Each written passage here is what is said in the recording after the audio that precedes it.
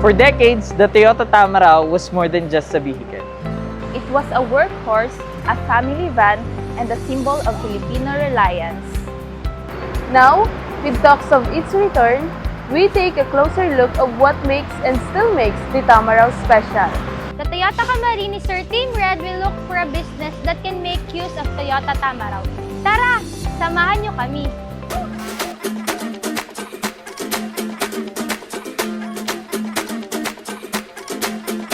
Tell her, baby, baby, baby, baby, baby, baby, baby, baby, baby, baby, I'm on fire. I tell her, baby, baby, baby, baby, baby, baby, baby, baby, baby, baby, I'm a fireball.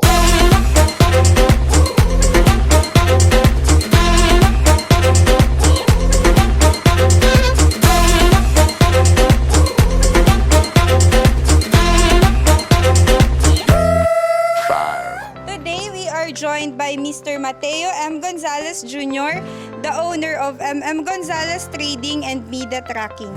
From a spark of inspiration, it grew into a thriving business that is now making waves in the retail, wholesale, and trucking industry. Sir Mateo, can you tell something about your business and kung paano ka po napunta sa pagninegosyo? Ang parent ko kasi isang negosyante na rin. Kasi may grocery kami dyan sa may release nung PNR pa. Tapos nung nagbukas yung Andaya Highway, lumipat ako dito. Namili ako ng kopra, namili ako ng coconut. Tapos nung siyempre may kopra ka, may inyog ka, may produkto ka na binibili sa kanila, kailangan ng tao bumili din ng hardware. Kaya naisipan ko magbukas hardware. Hello po, Sir Mateo. Sa tingin niyo, sir, bakit Toyota Tamaraw ang napili niyo pong sasakyan para sa business niyo? Ang Toyota Tamaraw kasi, siyempre, pwede nang kargahan ng mga paninda ko, in and out. Pwede ko rin pag marami akong tauhan at marami akong kamag-anak, pwede din sakayan ng mga pasahero. Kaya all purpose. All purpose. Gaano na po ito katagal sa inyo at paano po natutulungan ng Tamaraw ang inyong negosyo? Ang kauna-unahan kasi naming sasakyan noong 1998 ay Tamaraw FX.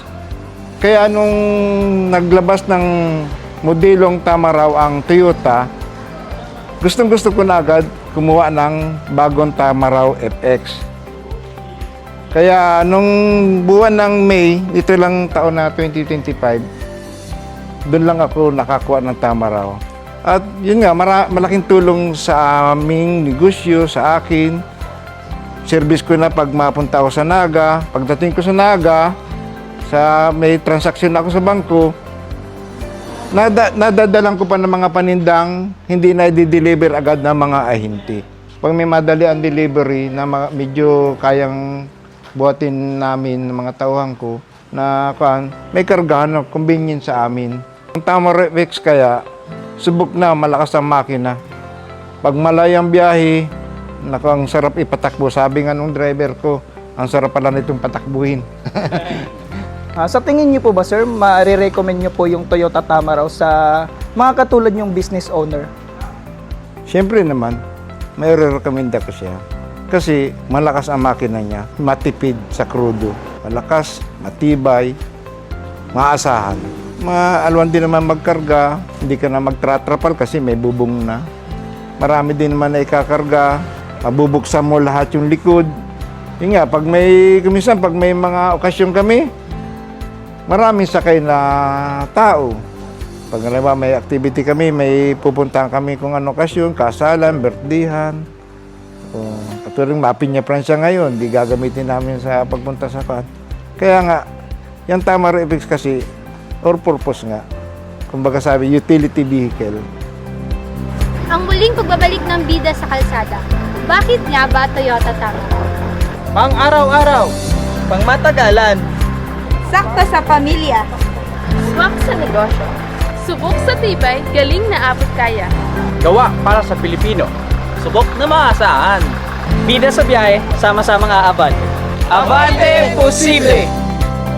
From the dusty roads of the 70s to the congested highways of today, the Toyota Tamaraw has proven one thing.